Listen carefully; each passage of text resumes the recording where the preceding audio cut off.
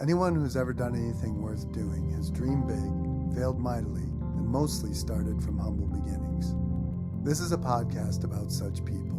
The most fascinating podcast in the world is fascinating because of the stories of the human beings.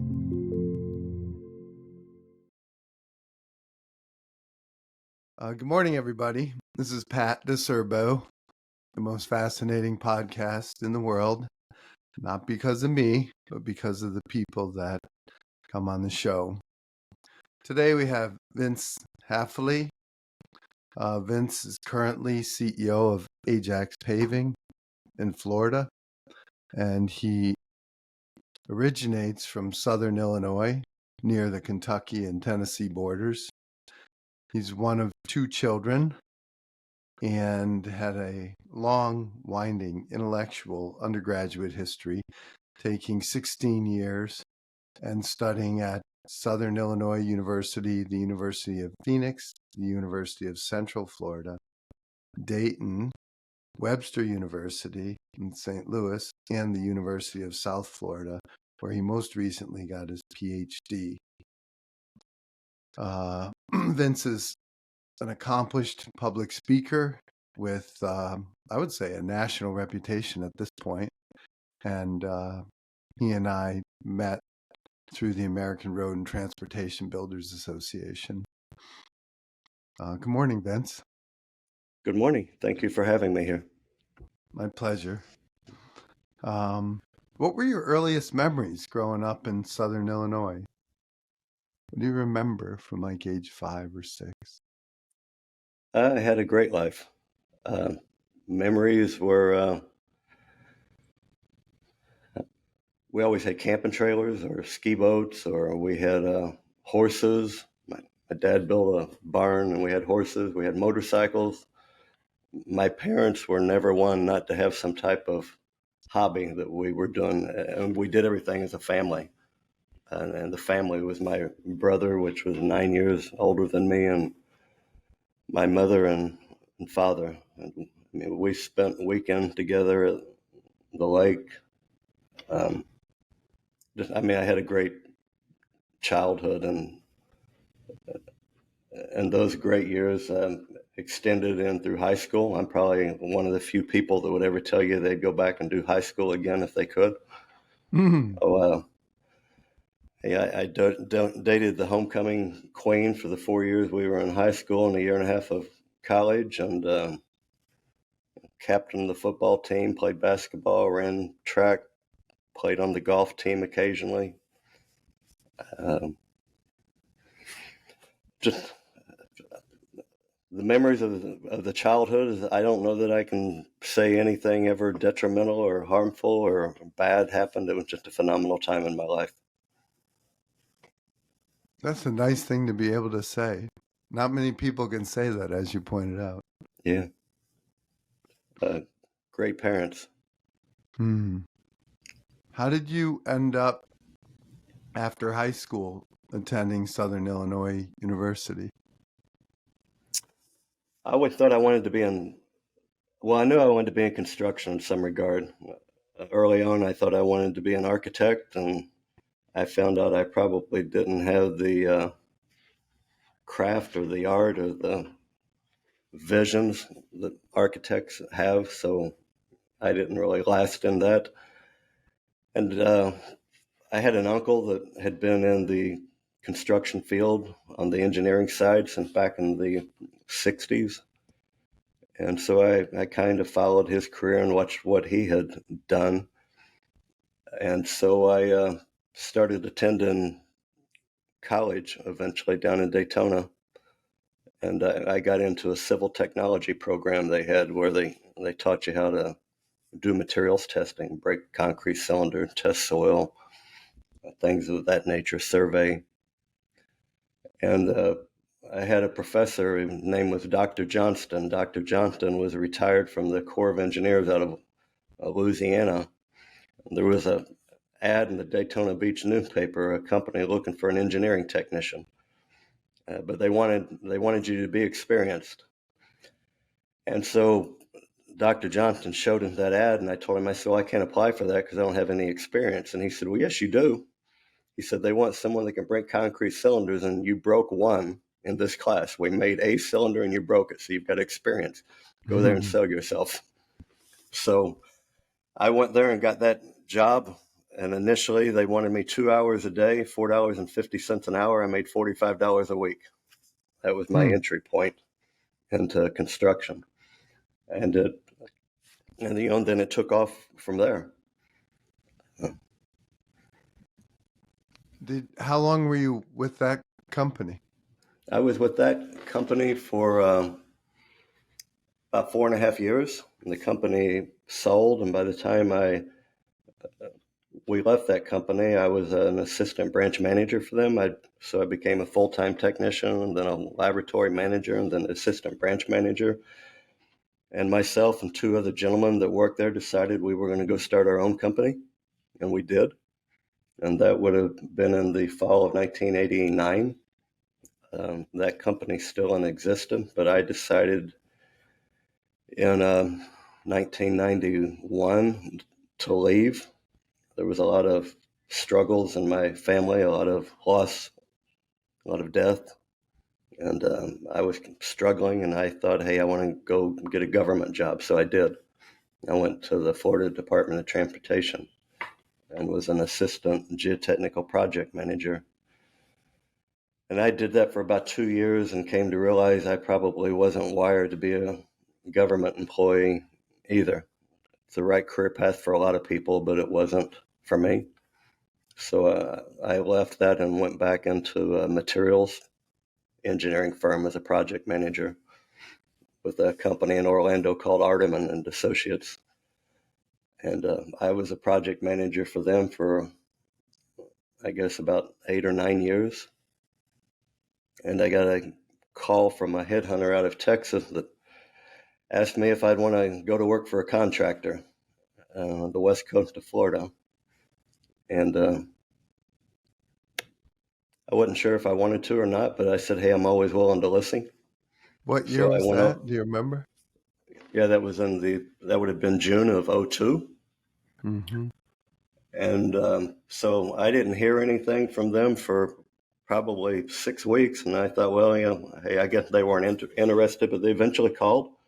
And I went and interviewed, and it's with Ajax Paving, the company that I'm now the president of. I went and interviewed, and I went back to my home in Ormond Beach, and I wrote the president of the company a letter saying that thank you for thinking of me, but it's not right. It's not a right fit. And he called me and said, you need to come back and talk to me again. So Who I was drove this? Mike Horan. Okay. Mike was the president then, and Mike's actually the owner of Ajax now in Florida. Mm-hmm.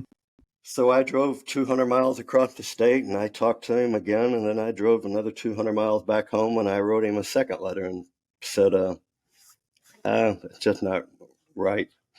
And he What called were me. you feeling? How were you feeling that you thought it wasn't a good fit?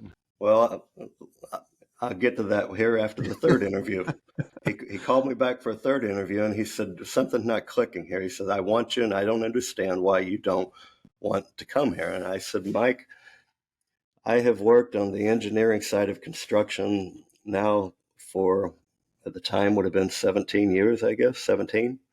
I said, I have a pretty doggone good reputation with the Florida Department of Transportation. And I've always heard that contractors are crooks. They steal, they cheat, they fudge numbers, and I do not want to ruin my reputation.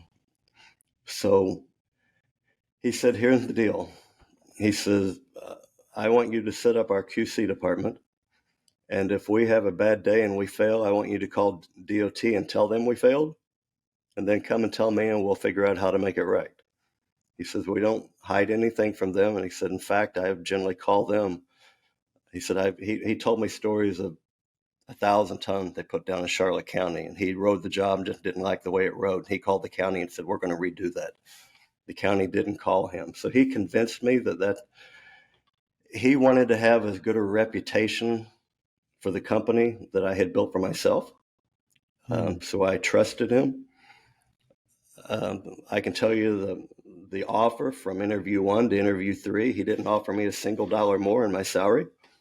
He eventually offered me an extra $2,500 for a moving allowance. So it was never about money, it was about reputation.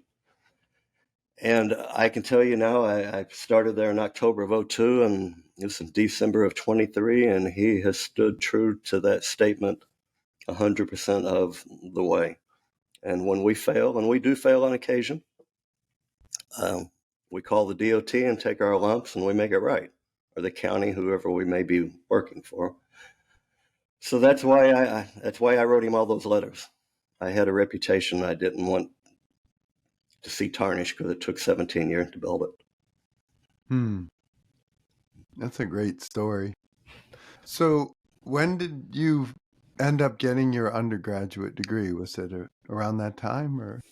I ended up finishing my undergraduate, which I started in 1980, August of '80, and finished Okay. in, I'm going to say probably like May of '96. Okay. And then I waited about a year and went and did my master's in business. And in about 18 months, I actually did it in the right amount of time. Uh-huh. And then I decided in 2020 to begin looking at maybe a doctorate program. And I did that because as you go up through your career and you're in the daily grind and you're crunching numbers and doing things, your brain's really active. And so now, I'm at the time I'm about 58, and I felt like my mind was starting to slip. I thought I was losing some of my edge. And I thought, hey, what better way to challenge yourself than to go back to school and work on a doctorate degree?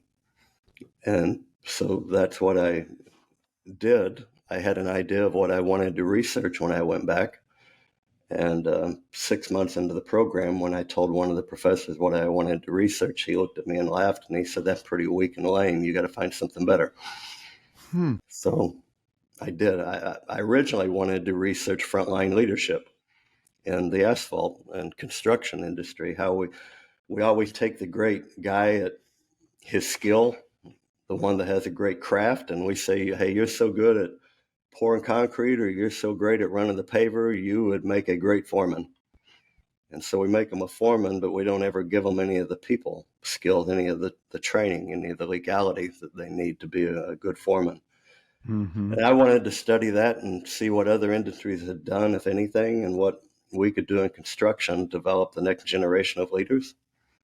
And Dr. Null told me, go look at the medical profession. They already studied why great doctors don't make great hospital administrators. He said, change the narrative and change the titles, and your research is done. Go back and think about something different that you can research. So I did. I mean, I went, I had published a paper for a conference over in India that I presented. And the hook line in the paper to get people to want to actually read through all the boring research in the back would discuss suicide in the construction industry. And so I said to Dr. Null, I said, hey, how about if I research suicide and mental health in the construction industry? And he said, well, hey, tell me a little more. Why is that important? And so I told him about the numbers in our industry and the severity of it, and what I would hope to maybe get out of that research. And he told me if you could do that, that would be powerful. So that's what I ended up landing on, was researching mental health and suicide in the construction industry. Did you have do you have personal experience among people you knew that compelled you to go down that road originally, or? Well, I told you about all that great family life when I was a kid and up through high school, right? And in May of '89, my brother was pronounced terminally ill. In July of '89, my father passed. And in November and December, my wife and I lost twin sons.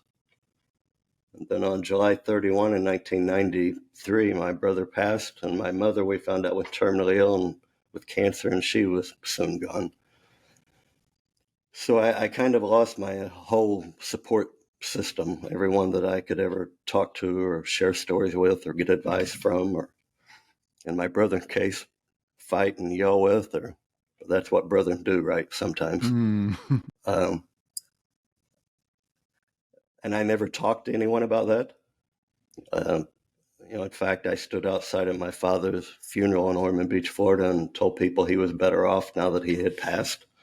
He had struggled with a heart condition for years. Mm. And I said, hey, he's no longer in pain. He's no longer in suffering. And heck, he was 59 years old. He was an old man. Nobody needed to live longer than 59 anyway. I'm 61, approaching 62, and I don't feel that way about 59 anymore. But in my 20s, that's how I felt.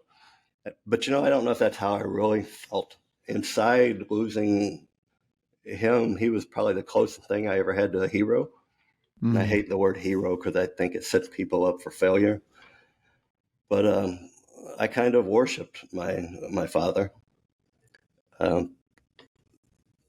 So as a young man, he always told me, don't tell people your struggles, because they take them to Anna Jonesboro and lock them up. Anna Jonesboro was in the southern part of Illinois. That's where the mental hospital's at. That was kind of our one flew over the cuckoo's nest, if you will. And so he always told me, hey, be tough and be strong. So I did, and I didn't share that with anyone. And then in 2007, I came home from work one day, and I tell people 2007 was the best year of my life professionally. I became vice president of Ajax that year. Ajax won the largest contract at the time that the Florida Department of Transportation had ever led. It was a $450 million design build job, which proved to be instrumental because it was just prior to the economic downturn that would come. So it really carried us through that. So 07 was the best year of my life, professionally. Personally, 2007 was the worst year of my life, because I came home from work one day and had had enough, and it had built to a point, and that night I left and was going to take my life. So I left the house, and I was driving out behind one of our asphalt plants at our corporate office. And that's where I was going to end my life that night. So you asked me, was there ever a tie to any of that? I never, until probably a year ago, so I would have been 60. I never thought that I had ever had any mental health struggles. I never thought that I had gone through any mental illness. I knew that I had been sad. I knew that I had been lonely. I knew that I had ached and hurt inside from losing everyone.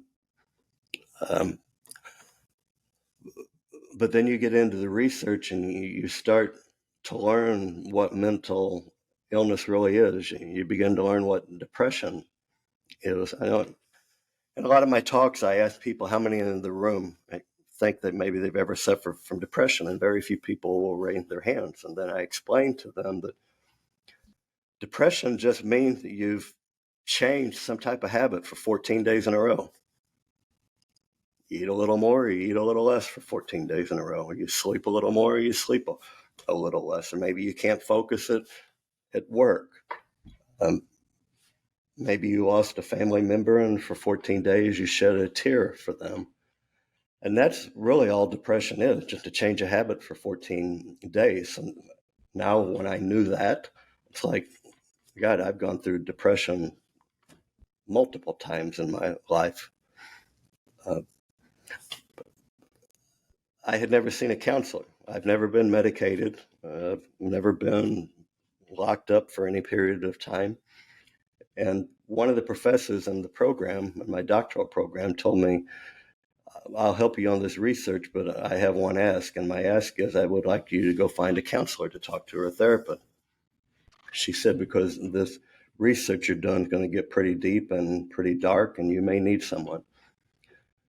Because part of what I did in the research was I interviewed family members that had lost someone to suicide.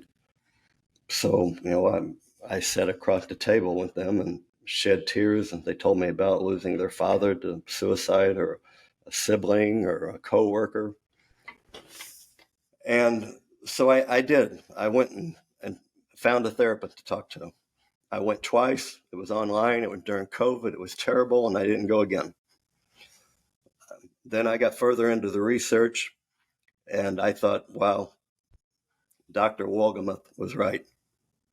I need someone to talk to. So I went, and COVID's over now, so you can actually find a therapist to talk to in person. And I tell guys when I give all the talks, here's kind of what it's like going to a therapist. The first time you go in, and kind of like you're going on a date for the first time. Kind of getting to know one another and fill each other out a little bit. And you go back the second time, and you realize, okay, she's kind of analyzing me here now, right? And it's getting a little deeper. And then I go back the third time, and she says, you suffer from depression, anxiety, you're controlling, and you have ADD. What do I do with that? I said to myself. And I went home and I told my wife, I said, I always thought you were the crazy one in the family. And now suddenly I realize it's me. And so I didn't go back the following week. I didn't go back the week after that. And finally, after 3 weeks, I made another appointment and I went back and I said, Alyssa, what you told me hurt. It cut like a knife because I don't think I have ever been any of those. And she said, look, Vince, I didn't tell you you were manic depressive. I didn't tell you you were off the chart. She said, those are just labels. Those are talking points for us to use so we can help you work through the issues you have going on. And so it took some looking at myself in the mirror to say, God, you suffered from some mental illness in your life. One thing, when I did my research and I interviewed industry executives from all across the U.S., one question I would ask them is, if I say the word mental health, what comes to mind? The first thing most of them would say was nothing, because they didn't know what to say. And then they would say, okay, mental health, that's bipolar, that's schizophrenia, that's depression, anxiety. It's all those negative words. And so I would finish the interviews and I'd reach over and I'd turn the tape recorder off and I would say, okay, you gave me some of your time, so I'm going to give you a couple of things before we leave. I said, one, I asked you what you thought of when I said mental health, and you never told me. You told me what mental illness was. Mental health, we should be looking at positively, yet when people say, if you're watching a football game and you say, God, that guy's physically fit, you see this big, buff, tough, or you see a gymnast in the Olympics, and when you think of physical health, you don't immediately jump to, well, physical health is diabetes, or it's a heart attack, or it's a brain aneurysm, or it's a broken leg. Yet when we say mental health, people immediately jump to all the negatives in it. So I tell guys in my industry, construction, and this message is appropriate to all industries. Do you want the guy that just found out on the way to work that his brother is terminally ill, or just lost twin sons, or just learned that his mother has cancer that's incurable? Is that the guy that day that you want lifting beams on an interstate, sitting on a bridge deck? Is that the guy you want running a stop and go paddle, stopping traffic, protecting a crew of men behind him? And in other industries, is that the surgeon you want operating on you that day? Shouldn't we try to create some environments to where if you're struggling, you can come into work and you can say, maybe today is not the day I ought to be directing the traffic. And you have a conversation and your boss tells you, hey, let's put you in a spot where you won't injure yourself or injure some other people. Or maybe you're a really good company and you ask the gentleman, do you need a day or a week away? And we'll pay you while you're away and we'll help you get through this. So, I mean, that kind of the mission, if you will, that I've been on is to encourage organizations to be more caring, to be more nurturing for their employees. But with that said, I was on a mental health panel in Kansas City this past spring, and later in the day, we went into some breakout sessions. And I told people, I said, look, I don't want Vince Hafeli to be known as the guy that said we got to hand out cotton candy and gumballs to everybody at work every day when they show up to work. And every day is going to be fun and happy. Because construction is a tough industry. Being a surgeon is tough. Being an airline pilot is tough. I'm not saying that we can't still hold people accountable and we can't still demand things of them to be done. But what I am saying is that if someone's struggling, we, as great organizations, have a responsibility to that individual and a responsibility to the owners or the stockholders, whoever that is that we represent, that if I treat my people well, my people are going to treat me well. If I run off people that are struggling, I may have to hire 1, 2, 3, 4 people before I eventually get the man or woman that I lost because I didn't take time with them. So I really think that going forward, our younger generation is more open to these conversations. In fact, they kind of demand and want to have these conversations. They want to know that the organization's looking out for them. I think the companies that get on board and address mental health and suicide awareness will be the companies that have a competitive advantage over their competition. And I've seen that in my organization. I mean, a lot of contractors here in Florida say, I can't hire people. We're short on people. And hey, to Ajax, we're turning people away. We're blessed that we're turning people away. And many of them come to our company and knock on the door from other places and say, we've heard of the culture you've created here. And that's why we want to come here, is for the culture. I mean, we've long been a company that's taking care of our people, but this is just a program where we're now addressing mental health. We're 23 months into it, that has really elevated what we've done for our employees. It's rewarding. It's fascinating. I don't know if I coined this term, but about a year ago, I was talking to a senior executive in a company, and I said, authenticity is the coin of the realm. And what I meant was having conversations like the one that we're having and the ones that you're having with your people.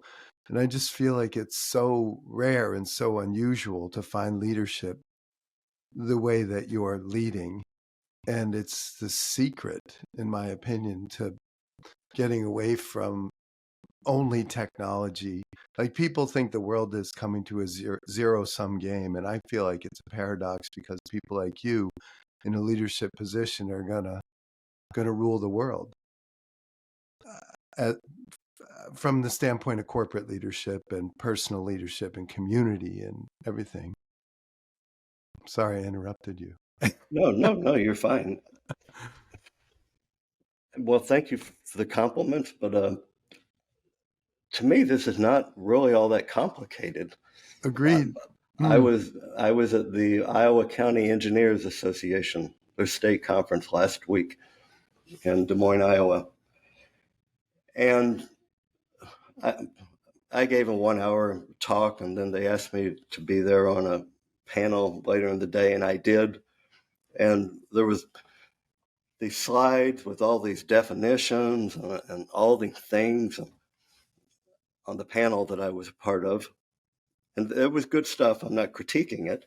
But in the end, I told the people in the room, I said, I remember sitting in my doctoral program in January of 20, January 21, after the first day, and I thought, I'll never make it through this program.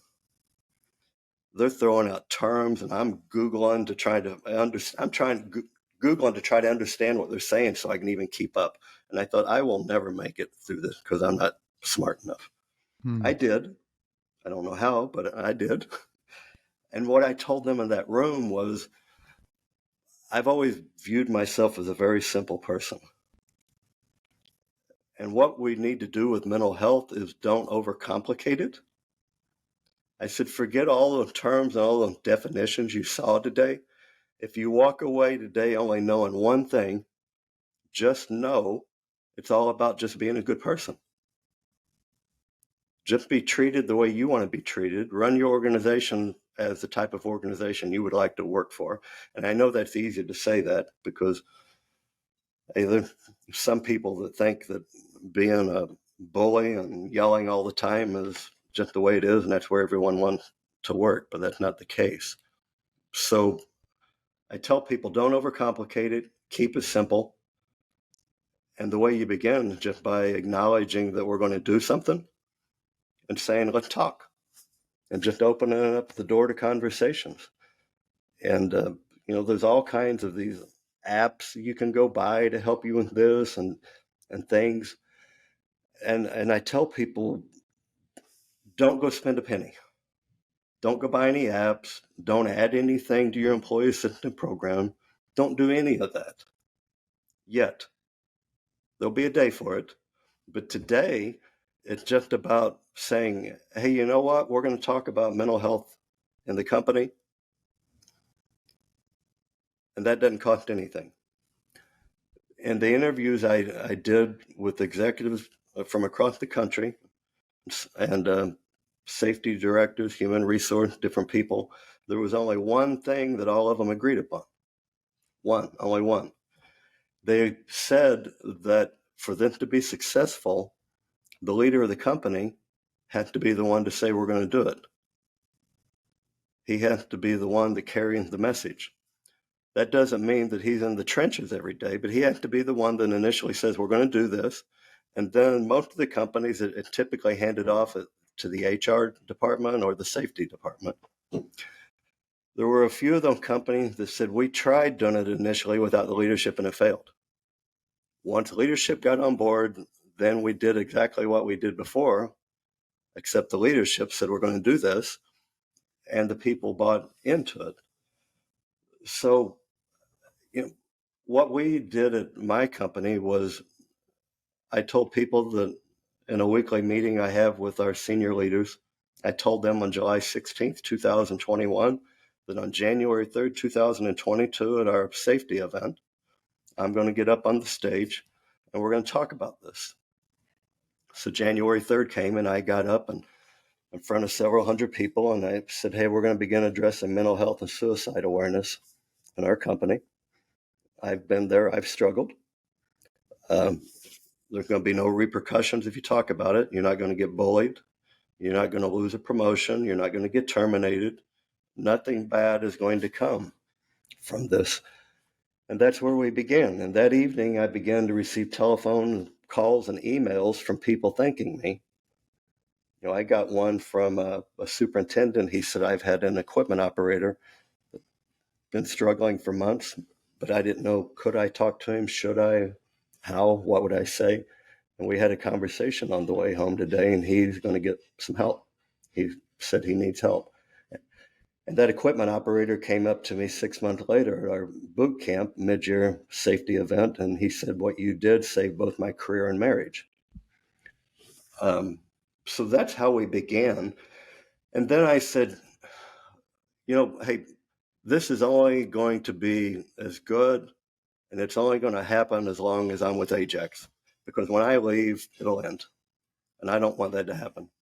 I said, so I'm going to form a team. And I went to our credit manager and I went to our director of safety. And I said, hey, I want to start a mental health team, but I don't want to call it mental health because of the stigma that goes with those words. I said, I was thinking about, hey, maybe we start the Ajax Warriors. We got a bunch of warriors fighting on your behalf. They're there for you. And so we did. And then when you start this, I never knew that Duncan, that sits one door to my right, I never knew that his father had died by suicide. And Duncan said, hey, I want to be on the team. I never knew that Mike, that sits one door to my left, had lost 2 uncles to suicide and several of his military friends. I never knew the lady at the end of the hallway had lost several family members to suicide, and one stopped her own mother. So I tell people those stories were always there. We just never knew they were there, and we never talked about any of them because we never told people that it was okay. And suddenly, now that it was okay, people just kind of took a breath and said, Bobby Joe said, I thought my family was terrible. I lived in shame for what had happened. And suddenly I realized there's no shame because they had an illness. Just like my father had a heart condition that he died from, people that die by suicide have an illness. The suicide is the very end piece of that illness. So the reason we want to discuss mental health is so we can turn the corner. We can help that individual before they get to the suicide portion of it. So, that team was 3, and then Duncan got on, and it was 4. And I told Duncan, I said, okay, I'm going to step out of this team. I'll be a member of it, but I'm not going to lead it. It's your team. Do with it what you will. That team is now about 50. He's gotten people through mental health first aid training. He's gotten people through vital cog training. In fact, if you're going to be in a supervisory position in our company, it's now been mandated that you have to go and get certified through vital cog. Duncan in our company, we got him through training where he can now teach that in-house. So, I mean, that's great. On a rain day when guys maybe aren't getting any hours, he can bring them in and he can do some mental health training with them. So it's a win-win in that scenario. And, I would like to tell you that everybody in our company is fully behind this, but I'd be lying if I did. We have some naysayers. I heard here a few weeks ago that a couple guys said that, hey, anyone that died by suicide, they deserve it. Well, that's not true. And they say that out of a lack of education. So we'll continue to try to educate them. But they went through the training because they're supervisors. Hey, and if you don't want to go through the training, we need a lot of people that can run a lute or can work on a paver or can pour concrete. If you don't want to get trained in it, we're not going to get rid of you. But you probably won't be, well, not probably, you will not be in a supervisory capacity anymore. And the reason we want those people to go through this training is to learn on what to look for in their coworkers. I can tell you without a doubt, have saved 3 people from suicide in the last 6 months. Without a doubt. Just by catching it and doing things. Our company's lost employees to suicide, more than one. So, I mean, it happens. I mean, our most recent one was back in 2015. I was the last one to see Mark. And I'll tell you the other thing that came out of the qualitative interviews I did on my research. When I asked the majority of the companies, when did you begin a mental health program and why? The majority said we began a mental health program after we lost a foreman to suicide or after we lost a superintendent to suicide. So I tell people, this is a minority group you want to be a part of because the minority of the businesses started before they lose someone. So, hey, jump on board and be a minority. I'm rambling. I'm talking a lot here. No, it's good I'm stuff. kind of passionate about it. No doubt. And it's interesting, to hear that not everybody's on board. I think that's probably normal, right? And for me, it's just it's fear. People don't want to acknowledge that it's not macho to acknowledge that I feel sad or bad and everybody's carrying something. That's the paradox of it. Yeah. And I think the education piece and to let people know that we all go through struggles. I mean, some people have type 1 diabetes and type 2. I mean, there's different gamuts of it, right? Just like just like in the mental illness piece, when I asked all of them, what is mental health? They immediately went to mental illness, and on the very far end of the spectrum. Mental illness, and hey, I'm not a psychiatrist or mental health counselor, so a lot of this is just my way that I look at it. But mental illness goes from like a 0 to a 10, kind of like a sprain on your ankle could go from a 0 to 10, right? And sometimes in your mental illness struggle, really all you need is just a coworker to come up to you and say, hey, what's going on? And just someone to talk to for a few minutes. Or maybe you need to talk to a parishioner. Or maybe you do need to go see a counselor, right? And the reason that I justify in my mind why sometimes the talking helps, in the construction industry, we lose 45.3 per 100,000 to suicide. National average is 14.1. Yet in construction, the female average is 9.4. Females in construction beat the national average, and they beat the male average by a factor of 5. And I ask people, I've not done any research on this. There may be research out there about it, but we typically know that women tend to open up more. They tend to share their feelings more. They tend to talk more. Men probably use all the negative terms to say, hey, they're griping and complaining. But whatever they're doing works because their suicide rate is a fifth of what it is for men in our industry. So I think just by beginning the conversation, allowing men to talk, and I have a lot of those stories from inside of our company. You know, I had a gentleman call me back in March, April. He didn't call me. He actually emailed me on a Saturday. I was sitting at my desk in the house, and he said, I need the helpline number. I didn't want to be presumptuous about what number he needed. I thought I probably knew, so I emailed him back real quick, what number would that be? And he said, I need the suicide helpline number. So I immediately called him. It was on a Saturday. And I said, hey, I'm going to get you with Sandy in HR. We'll get you what employee symptom program we have. Here's the 988 number you can call. And I explained to him what that 988 number would sound like and look like and what it would do for him.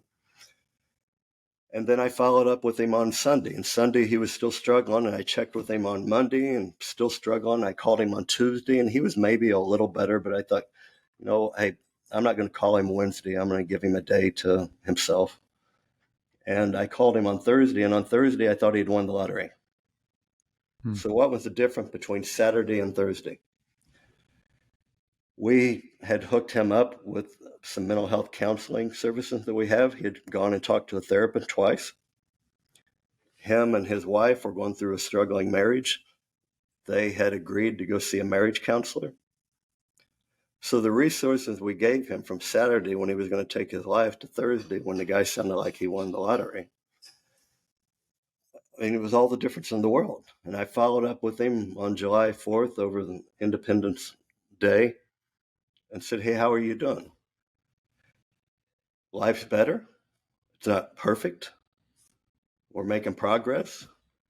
And thank you for taking the time you did with me back in the spring, because I probably wouldn't have been here today. And I've got probably 3 or 4 of those stories in our company in just the last 6 months or so. Mm-hmm. I like the way you described it. I think of just the human race as a bell curve, and mental health is, there's 2 ends on the bell curve, and most people are somewhere in the middle. Mm-hmm. But you can go from 0 to 60 in no time. And when you're Yeah. on top of the world, you forget how sad you were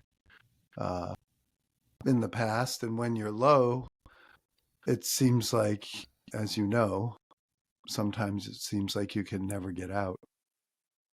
Yeah. But, the other thing that I like to talk about that you don't hear every day, and you might hear it more than others, but, the role that drugs and alcohol play, and in particular, alcohol and now marijuana. Like, in my case, I never liked to feel like I felt. And so what was readily available was alcohol. And so I would drink alcohol because I wanted to feel different from the time I could get my hands on it, about age 16. And I feel like the message is sending a message that I can do away with my feelings or or combat them somehow with a substance is it's a pernicious message. And I feel like in general, we're not talking about that enough at a national level. And alcohol is so ubiquitous in our society and so well marketed. And in my case, everyone would be drinking at a party. And I thought, everyone's having fun. And I'm sitting here with social anxiety at this party. Yeah. And I thought, I'm the only one. And in retrospect, I wasn't the only one, but I only found that by going to AA. And, that's where I get a lot of wisdom these days. Well, alcohol in itself is a depressant, right? So if you're Mm-hmm. depressed and you drink alcohol, it only depresses you more. It gives you that short-term fix, that short-term high. You can be social at the party, Mm-hmm. but it just exuberates and makes your depression even worse. The drinking does.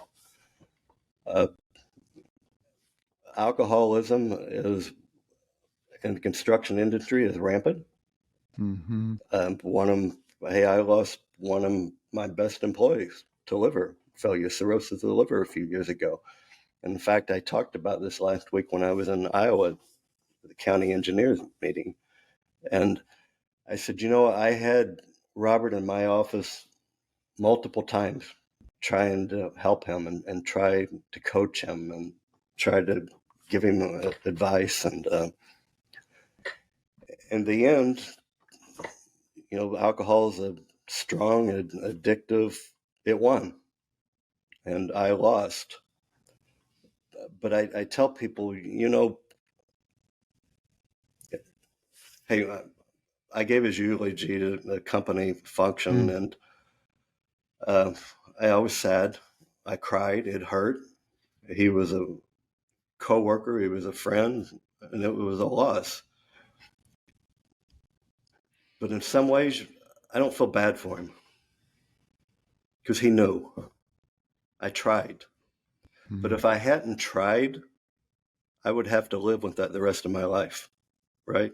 If I hadn't, if I would have avoided having those tough conversations with him, if I Mm. would have turned my head blindly, whether it's alcohol addiction or whether it's opiate addiction or whether it's someone that's struggling with mental health and you think maybe they're going to take their life, I tell people having, as difficult as having that conversation is, it's not nearly as difficult having to live the next 40 years knowing that if I would have only had that conversation, maybe I would have made a difference.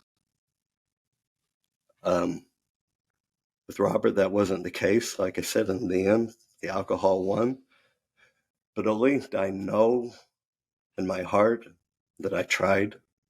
Mm-hmm. And if I hadn't tried, I would have to live with that. So the first time you have to have that conversation with someone is the most difficult time. The second time it gets a little easier, and the third time it gets a little easier. One of my best friends, not too many months ago, called me on a Friday and was struggling. And I asked him, hey, can I come to your house and get your guns and bring them to my house for a while? And it wasn't a fun conversation, right? Because Mm. we laughed together and we joked together. But it was a conversation that I get to live with if something happened, knowing that I did my part to try to help him get through the struggle that he was going through. Mm. So it all just keeps going back to what I said earlier, whether it's the alcohol that you alluded to, or whether it's opioids, or whether it's suicide, whatever it is that someone's struggling with, it's really just about being a good, caring person and reaching your hand out. And it's not just saying, hey, you doing okay? Yeah, I'm okay.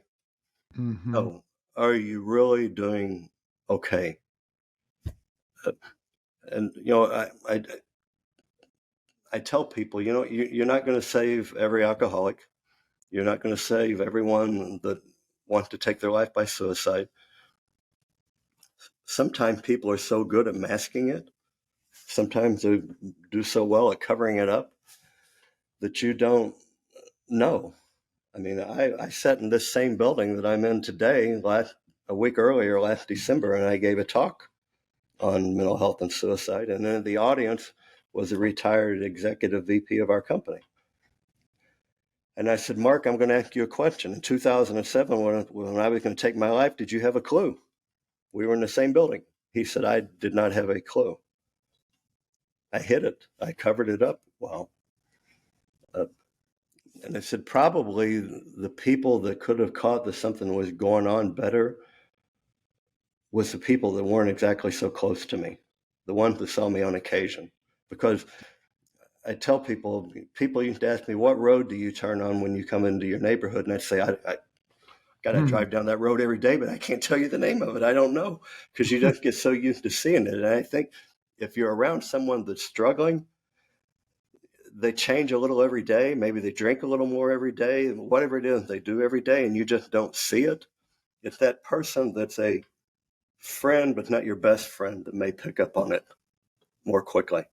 Because that old saying gets so far in the forest, if a tree falls, does it make any sound or something? I think maybe if you're around someone that's struggling so much that you begin to miss some of the signs. So, hey, just do the best that we can, right? Agreed. Yeah. But I think too, like in a way, for a lot of people, you don't even have to say anything directly to them. Just the leadership that you're exhibiting right now, I think that's very reassuring for people. Industry wide, it gives people permission to talk about stuff now, and you're taking such a visible role and leadership role. Well, I agree with you. I say in the last 6 months, there's really been a turn of. I had to talk yesterday with a lady from NAMI, the National Association of Mental Illness, and I said 6 months ago, and she said, "Well, why do you say 6 months?" And I said, "Well, but prior to that, and a lot of the talks I was giving, there's nothing in the room but silence and tears. And in the last 6 months, there's nothing in the room but silence and tears. But when the talk ends, inevitably somebody wants to stand up and say, I've been there. I've tried twice to take my life. My mother took her life. So prior to July or so, I wasn't seeing that anywhere where I would go and talk. And now it's just starting to become more comfortable, more natural for people to say and stand up and say, hey, that was me. That is me. So I think we are making progress. I'm hopeful that we're making progress. I've challenged people that by the end of 2026, I want to see the numbers go down in our industry. Hey, and if they go from 45.3 to 44.9, that's a move in the right direction, right? They're never going to get to zero. I mean, let's be realistic. But just if we can reduce them, that's a start. Have you concluded, or is there research to show why there's such a disproportionate percentage of suicide in construction? It's a tough industry, low profit margin, tight bids.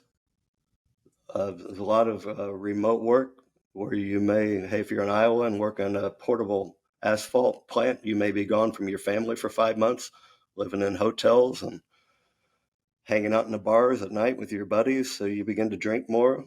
There's a lot of injuries in our industry. There's a lot of repetitive injuries with age. A guy shoveling every day suddenly, gets elbow issues. So he gets either hooked on opiates that may be prescribed by a physician, which none of us should ever take opiates from a physician. That's just my personal opinion. There's other things you can do.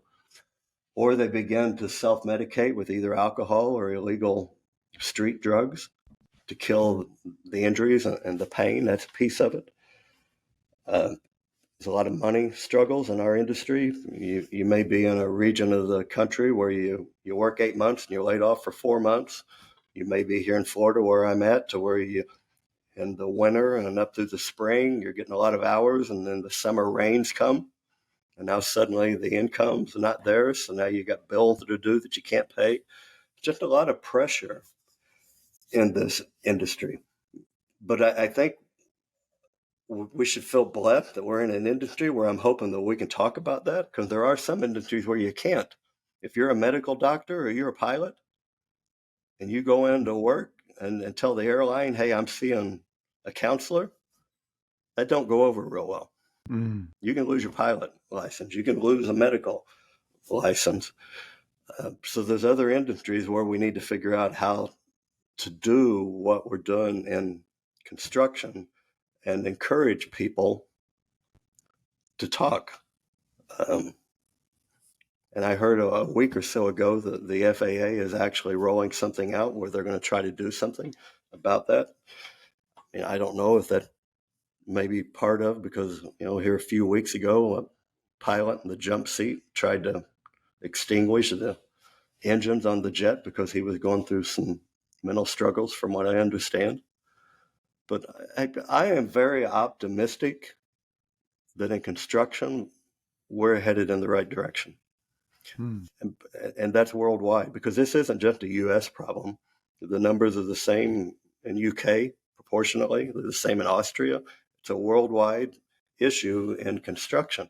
And there are a lot of good organizations and a lot of good people out there that are starting to move the needle on this. There's a lot of organizations I believe in, and there's a few organizations that I don't, because I think some are in it for a monetary purpose, and I'm not looking to monetarily benefit from this. I'm just looking to move the needle and make the industry better when I'm gone than it was when I came.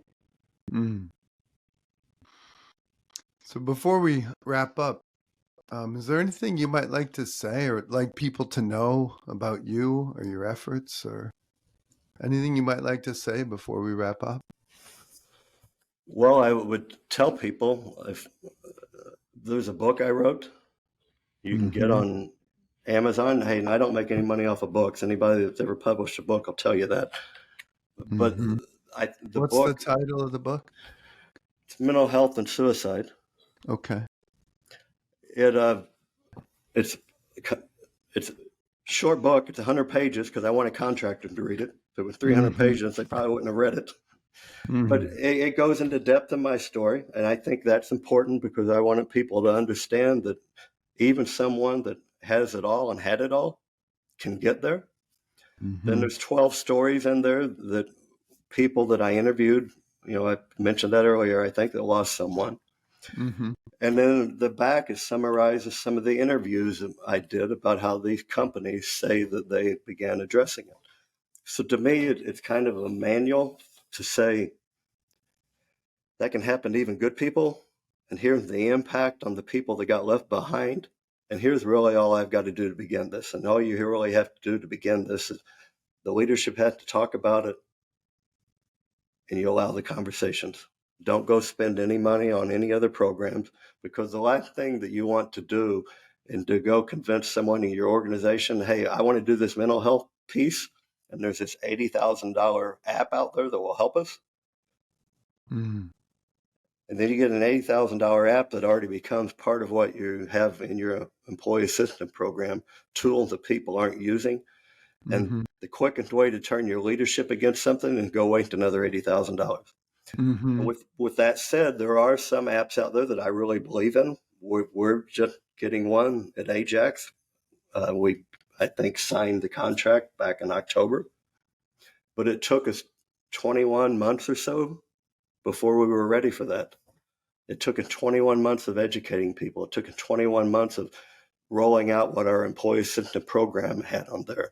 That, hey, we've got a life insurance policy piece. You can go get 3 visits a year free and no charge on that life insurance policy piece.